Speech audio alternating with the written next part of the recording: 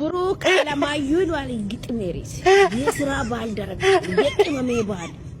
የሚዲያ መሪ የኢትዮች ኩራት ቡቡያ እንት ነው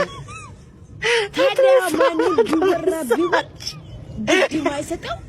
ጀግናና አብራራ በጫማ ሶሊ አፋቸው ምዘጋው አንተ ለምን ሚዲያ ምትቀጠቅ ቡዬልዋል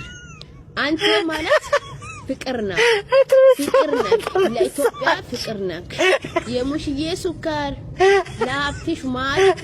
ለመላኩ ቾኮሌት ለኛ ለኢትዮጵያ ቅመም ቡዬ አንተን የሰጠው